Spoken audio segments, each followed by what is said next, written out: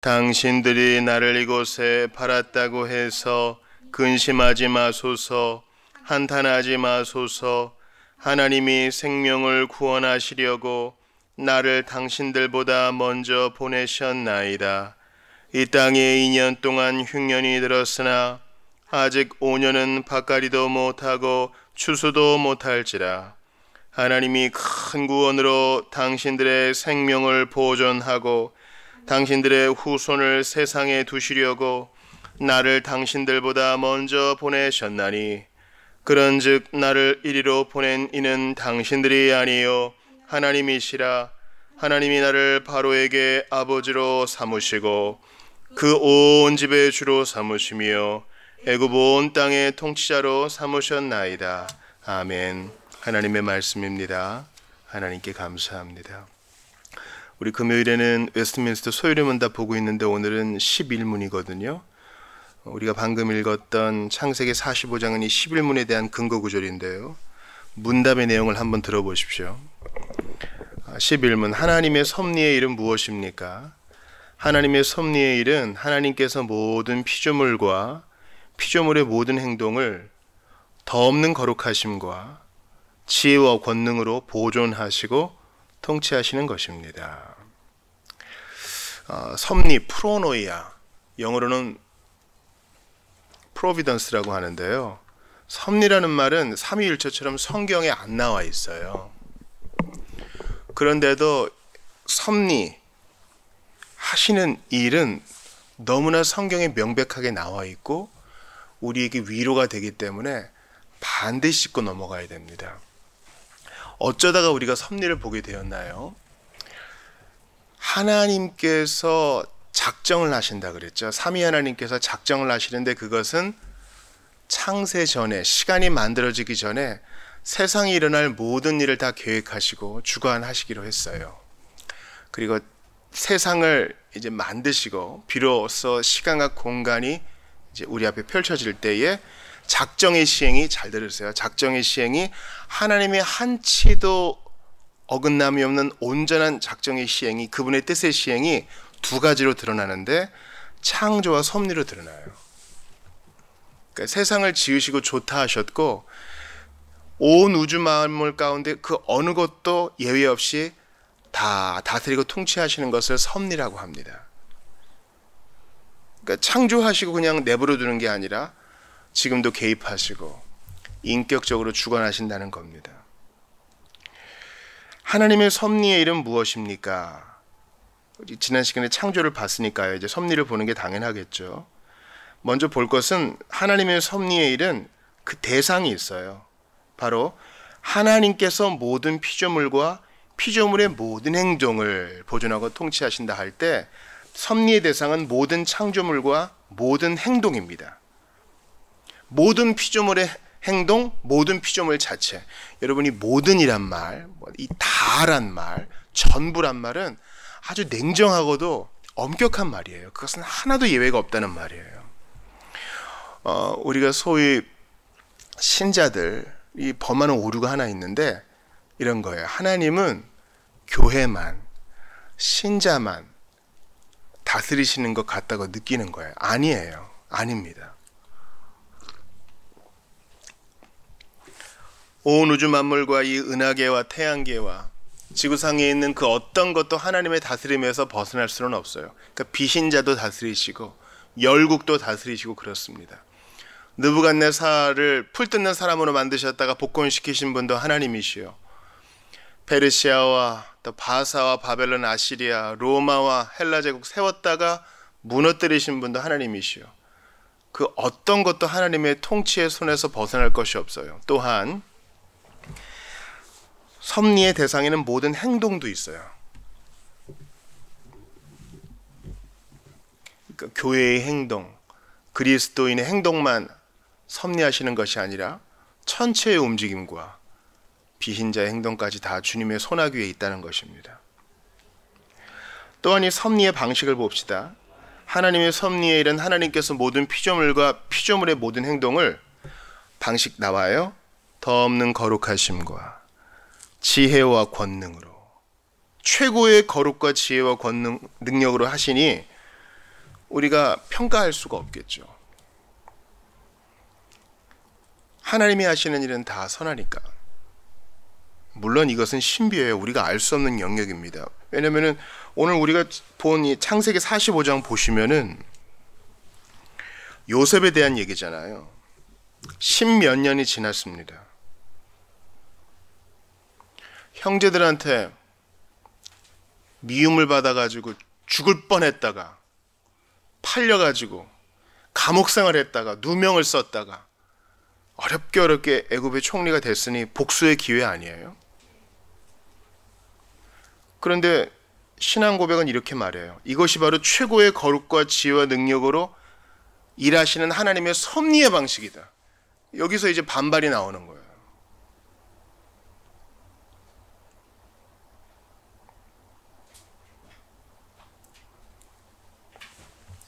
인생사 세옹지마라고 하시는 분이 있어요. 좋은 일과 나쁜 일이 번갈아 일어나니 우리가 좋은 일에 너무 기뻐할 것도 아니고 슬픈 일에 너무 낙심할 것도 아니다. 이른바 하나님의 섭리의 한 파편을 안 믿는 자들이 정리한 거겠죠. 사필규정도 마찬가지입니다. 반드시 다 옳은 대로 수렴되어서 결판이 난다라는 것이지만 이 정의를 만드신 하나님이 하시는 일의 파편, 조각만 본 것이에요. 문제는 우리가 이 섭리를 깨닫는 데에는 매우 제한적이라는 것입니다. 하나님이 섭리의 방식이 뭐라고요? 더 없는 거룩하심과 지혜와 권능으로 하신다는데 땅에 있는 우리가 하늘에서 일하시는 그분의 방식을 어떻게 다 이해하겠어요? 아이가 아주 어리다고 생각해 보십시오.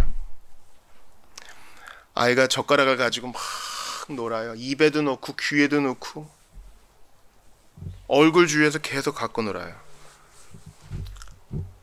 그러면 부모가 이놈 하면서 몇 번의 경고도 받아들이지 않으면 뺐죠. 그럼 아이가 빽빽 울 거 아니에요. 그 당시에 아이는 부모가 왜 그러는지 이해 못해요. 그냥 부모가 원망스러울 뿐입니다. 나중에 커야 아는 거예요. 그러니까 섭리의 일은 시간이 지나야 이해할 수 있는 부분도 있고 또 우리가 육신의 옷을 벗고 영광의 나라에 갔을 때야 이해될 것도 있습니다. 예를 하나 들어볼게요. 미국에 한 큰 국립공원이 있었습니다. 그런데 사슴이 너무 많이 죽는 것 같은 거예요. 사람들이 보기에. 왜 그런 거 하니 그 국립공원에 늑대가 있었대요. 그래서 야, 이거 사슴 너무 죽으니 안 되겠다. 사람들 보기에 좀 불쌍하니까. 그래서 늑대를 포획하기 시작합니다. 그 국립공원이 어떻게 됐을까요? 우리가 동화에서 보는 것처럼 사슴이 번창해서 아름답고 행복하고 평화로운 동산이 되었습니다. 이렇게 결론이 날 것 같은가요? 천만의 말씀. 포식자가 없으니까 엉망이 돼버린 거예요. 생태계가 교란되니까 엉망이 된 거예요. 개체수가 많아지면 어떻게 됩니까? 사슴이 먹는 것들이 사슴이 다 먹어치우니까 생태계가 교란돼서 특정 종들이 위협을 받는 거죠. 그래서 어떻게 해결을 했느냐? 다시 늑대를 데려왔어요. 그러니까 우리가 볼 때는 피 흘리고 죽고 이거 안 보고 싶다 하지만 사람이 손대면 생태계는 반드시 망가지게 돼 있어요. 우리가 이해하지 못하는 힘이 있는 겁니다. 그러므로 몇 가지 전제를 기억해야 됩니다. 첫 번째, 섭리를 이해할 때, 즉 하나님의 섭리의 방식을 이해할 때 일단 사람에게는 자유가 주어진다는 거예요. 어느 누구도 어거지로 하는 게 없어요. 요셉의 형들은 어거지로 미워한 게 아니라 그냥 요셉을 미워했어요. 너 걔 좀 미워하고 팔아라. 누가 명한 게 아니라 지들이 좋아서 한 겁니다. 죽이려고 한 것도 마찬가지고요. 섭리의 당사자인 대상자인 사람은 다 자유롭게 행동합니다. 마찬가지로 이들은 자기의 행동에 대해 책임이 있어요. 왜냐하면 로봇처럼 억지로 시킨 게 아니라 자기가 동의한 거거든요. 로마 군병들과 본디오 빌라도가 바로 이런 잘못을 저지른 거죠. 동시에 하나님은 이 모든 것을 통치하세요. 여기서 이제 헷갈리는 거예요. 사람이 자유롭게 행동한다고 하는데 하나님이 다 통치하신다고요? 다 통제하신다고요? 네, 그래요. 빌립보서에 뭐라고 되어 있습니까? 자기의 기쁘신 뜻을 위하여 너희로 소원을 두고 행하게 하신다는 거예요. 그러니까 사실 내 마음의 소원 때문에 내가 기뻐서 했지만 사실은 하나님의 큰 뜻이 이루어지는 경우가 있죠. 여러분, 아시리아와 바벨론이 왜 이렇게 대국을 이뤘습니까? 큰 나라 만들고 싶어서? 맞아요. 근데 그것은 하나님의 뜻의 일환이었죠. 어떻게 해요? 북이스라엘을 겸손케 하고 남유다를 포로로 잡아와 그들을 징계하려는 하나님의 큰 뜻이었습니다. 그러니까 다 자유롭게 행동하지만 하나님이 통치하셔요. 동시에 하나님은 죄의 창조자가 아니에요. 이 네 가지의 전제를 기억하세요. 죄는 사람이 지은 것이지. 잠언 우리가 지난번 봤죠. 전도서 봤잖아요. 하나님이 사람을 정직하게 지으셨으나 사람이 꾀를 낸 것이라. 섭리의 방식을 이행할 때 이것은 신비요 우리가 깨달을 수 없는 부분이 있으나 네 가지 전제. 섭리의 대상인 사람은 자유롭게 행동한다. 또한 사람은 책임이 있다. 하나님께서 모든 것 통치하신다. 하나님은 죄의 창조자가 아니시다. 마지막으로 창조의 정의를 봅시다. 섭리의 정의를 봅시다. 섭리는 무엇입니까? 하나님의 섭리의 일은 하나님께서 모든 피조물과 피조물의 모든 행동을 더 없는 거룩하심과 지혜와 권능으로 보존하고 통치하시는 것입니다. 아멘. 보존하신대요. 요셉 보세요. 죽을 뻔했잖아요. 사실은 여러분, 보디발의 아내를 범하려 했다. 물론 누명이었지만 이 소식이 들어가면 바로 직결 사형이에요. 근데 하나님이 보존하시잖아요. 자연과학을 공부해 보신 분들은 알아요. 지구의 위도와 지구의 자전축과 공전의 궤도가 조금이라도 어긋나면 무슨 큰 난리가 나는지 그들은 잘 알고 있습니다. 우리가 태양에 조금만 더 가까워지면 엄청 더워지고요. 조금만 멀어지면 몹시 추워집니다. 하나님께서 보존하고 다스리십니다. 개입하시는 거예요. 자연 현상대로 이루어지는 것뿐만 아니라 다스리십니다. 하나님이 손이 거기에 있는 것이에요. 욥기를 여러분 보세요. 욥기 보시면은 욥은 아무것도 몰라요. 무슨 하나님께서 마귀를 불러들이시고 욥을 칭찬하시고 이런 거 욥은 하나도 몰라요. 그건 하늘에서 이루어지는 일이고 땅에 있는 욥은 갑자기 갈대아 사람이 등장하고요. 바람과 불이 등장하고요. 자기 종들과 자식들이 죽는 일이 벌어집니다. 스바 사람도 등장하고요. 그러나 하나님의 조건이 있었죠. 욥은 건드리지 말아라. 여전히 보존하고 다스리시며 당신의 일을 이루십니다. 욥이 하나도 모르는 것처럼 우리도 이해 못해요. 그러나 우리가 할 일은 다 이해할 수 없을 때라도 감사하며 날마다 순종하며 주 따르오리다. 전 이 부분을 여러분에게 강조하고 싶어요. 욥도 이 부분에서 부족하여 하나님께 징계를 꾸중을 받았죠. 우리는 섭리하시는 하나님을 믿지 섭리가 되어지는 프로세스를 다 이해하려고 해서는 안 돼요. 모릅니다.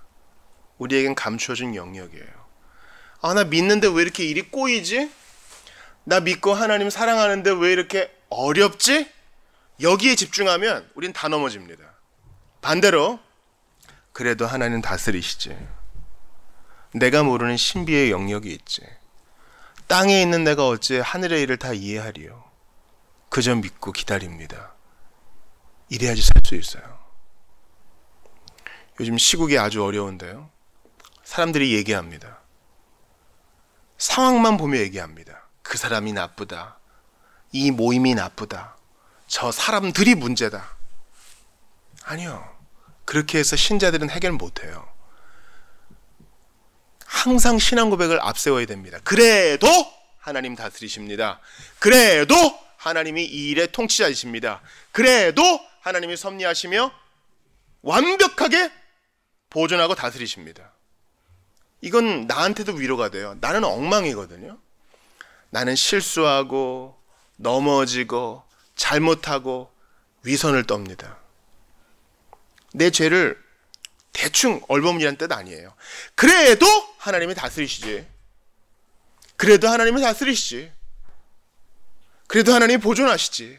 이거 믿고 가는 거예요. 여러분, 이것은요 운명론이 아닙니다. 새해 시작됐다고 사주팔자 보시는 분이 있는데 그런 거 보지 마세요. 철학적 운명론, 역학적 운명론에 빠지지 마세요. 이건 기계적인 거잖아요. 이렇게 될 거야. 하나님이 트시면 어떡할 거예요? 기도를 들어서 뜻도 변경시키신다는데 우리가 기도하는 이유가 여기 있지 않아요? 운명론을 믿으면 기도를 왜 해요? 참 우리 교회 감사한 일이 AA 모임에 있다가 이제 성도가 되셨잖아요. 그런데 금주에도 성공하시고 금연에도 성공하시고 주일마다 1등으로 오시고 만약에 가족력 들이대고 병이란 거 들이대고 핑계대면 한두 끝도 없죠. 그러나 하나님은 섭리하시니까요. 기적을 베푸시니까요. 일하시니까요. 기도 들으사 바꾸시니까요. 상처받은 요셉 보세요. 형들이 죽이려고 그랬으면 이제 복수해야 돼요. 애굽 총리는 날아가는 새도 떨어뜨릴 수 있는 직위 아닙니까? 근데 하나님이 보존하고 다스리시니까 내가 어떻게 손을 대? 그죠? 요셉의 신앙 고백 보세요. 당신들 근심하지 마세요. 형님들 근심하지 마세요. 당신들이 나를 팔아서 여기로 보냈지만 사실은 많은 사람들의 생명을 구하려고 나를 당신들보다 먼저 보냈습니다. 하나님이 날 파송하신 거예요. 당신들은 나를 미워서 팔아버렸지만 하나님은 나를 파송하셨네요. 이걸 이렇게 해석하실 수 있어야 돼요. 하나님이 보존하고 다스리시고 통치하시니까 내가 옛날에 받았던 상처들은 하나님이 나를 훈련시키신 거예요. 그래서 다른 사람 위로하라고. 여러분 저는 10대 시절에 같은 부분을 한번 3번 부러져 봤거든요. 뼈를. 그럼 그 뼈가 더 튼튼해집니다. 마찬가지로 하나님이 낫게 하신 것 때문에 더 여유 있어지고 건강해져서 다른 사람을 위로할 수 있어요.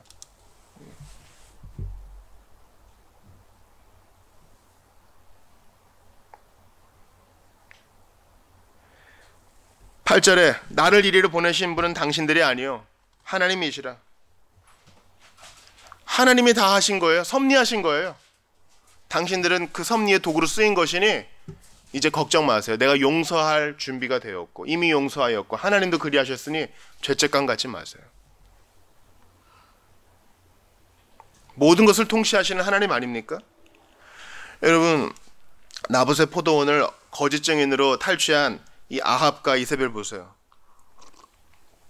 이 이세벨과 아합은 선지자가 예언한 대로 징계를 받습니다. 근데 아합이 어떻게 하나님의 징계를 받았나요? 아람과 싸울 때 이 아합은 변장을 했거든요. 왕인 줄 못 알아봤어요. 그런데 아람 장수 하나가 무심코 활을 쐈는데 그 갑옷 솔기 사이에 빈 구석이 있었어요. 거기에 착 박힙니다. 그래서 죽었어요. 우리가 볼 땐 우연인데 하나님은 그렇게 아합을 징계하세요. 그러니까 하나님은 신자를 대우하시고 악인을 책벌하시는데 한치도 오차가 없으세요. 그러니까 여러분 제가 여러분께 온 마음을 다해 권면합니다. 이 시대에 아합과 같은 사람이 너무 많죠. 나도 아합과 같고 더한 사람도 있는데 거기에 너무 매몰되지 마세요. 내 손에 피를 묻히지 말라고요. 하나님이 무심코 당긴 할시를 통해서도 악인을 반드시 책벌하시니 여러분은 주님을 더욱 묵상하고 하나님과 동행하세요. 룻도 마찬가지입니다. 룻기 보시면 시어머니를 따라왔잖아요. 근데 여자들만 있으니까 어떻게 먹고 살아요? 그래서 모세 율법에 따라서 추수할 때 남겨진 이삭은 죽을 수 있게 됐거든요. 그런데 거기 보면 룻이 들르게 된 그 밭이 우연히 아람 장수가 활을 당긴 것처럼 우연히 보아스의 밭이었어요. 기업물을 짜. 하나님은 우연처럼 보이는 일을 통해서도 얼마든지 일하신 하나님은 손해보지 않으시니 믿고 가시는 거예요. 그냥 룻은 보이는데 간 거예요. 그냥 그 앞에서 우물쭈물하지 않았어요. 당장 먹고 살아야 되고 시어머니를 공양해야 되잖아요. 나 오늘 어디 가지? 나를 안 대해주면 어떡하지? 나를 박대하면 어떡하지? 이런 고민하지 않고 그냥 가는 거예요. 우리가 예수께 갈 때는 그냥 가는 거예요. 그럼 하나님께서 그 놀라운 섭리의 손길로 안아주실 것입니다. 아까 우리 창세기 45장 봤으나 이제 50장을 보겠습니다. 50장. 이제 야곱이 죽어요. 아버지가 죽습니다. 형들이 더 두려워하죠. 여태까지는 아버지 얼굴 봐서 우리를 살려주었을지 몰라. 근데 아버지께서 돌아가셨으니 이제 요셉이 진짜 우리한테 복수할 수도 있겠다. 못 믿어요. 참 이게 우리 마음이에요. 평생 우리가 싸워야 될 부분이에요. 믿음이 자꾸 약해져. 내가 잘 못했으니까 하나님이 나한테 어떻게 하시겠지. 그런 일 없어요. 한 번 아들이고 딸이면 영원한 아들이고 딸입니다. 요셉이 이것 때문에 울어요. 17절 보세요. 그전에는 이제 뭐 베냐민 보고 형들 반가워서 울었을지 몰라도 지금은 왜 우냐면 이게 답답하고 이걸 왜 못 믿나 속상해서 우는 거예요. 너희는 이같이 요셉에게 이르라 네 형들이 내게 악을 행하였을지라도 이제 바라건대 그들의 허물가지를 용서하라 하셨나니. 이거 본문에는 나오지 않아요. 형들이 꾸민 말일 가능성이 높아요. 당신 아버지 하나님의 종들인 우리 죄를 이제 용서했어. 이미 용서했는데 또 해달라는 거예요. 요셉이 그들이 그에게 하는 말을 들을 때 울었더라. 속이 상한 겁니다. 그리고 섭리에 대한 마그나 카르타를 얘기합니다. 19, 20절 읽어봐요. 시작. 요셉이 그들에게 이르되 두려워하지 마소서 내가 하나님을 대신하리이까. 당신들은 나를 해하려 하였으나 하나님은 그것을 선으로 바꾸사 오늘과 같이 많은 백성의 생명을 구원하게 하시려 하셨나니. 아멘. 비록 당신들이 악을 행하였을지라도 하나님은 선으로 바꾸셨는데 왜 그렇게 수치심과 죄책감에 빠지십니까? 이제 믿으세요, 형님들. 하나님을 믿으시고 평안하세요. 여러분, 신자인 내가 그리고 우리가 평안을 잃는 이유는 믿음이 없기 때문 아닐까요? 하나님이 보존하고 다스리시고 나는 어긋장을 찾아놨지만 주님은 그래도 그거 바꾸사 아름다운 그림으로 바꾸십니다. 이게 바로 로마서 8장 28절의 메시지 아니에요? 하나님을 사랑하는 자 곧 그 뜻대로 부르심을 받은 자들에게는 모든 것이 협력하여 선을 이루느니라. 아멘. 모든 것. 그러니까 진짜 예수를 믿는 사람은 모든 것이라 그랬어? 그럼 나 함부로 살래? 이렇게 못해요. 못한다고. 하나님을 사랑하는 자의 모든 것이니까. 그리고 이 모든 것은 우리 구주 예수님께 향합니다. 어떻게 이런 섭리가 있어요? 이런 잔혹한 섭리가 어디 있어요? 어떻게 하나님이 인간이 되셔요? 어떻게 아기가 되셔요?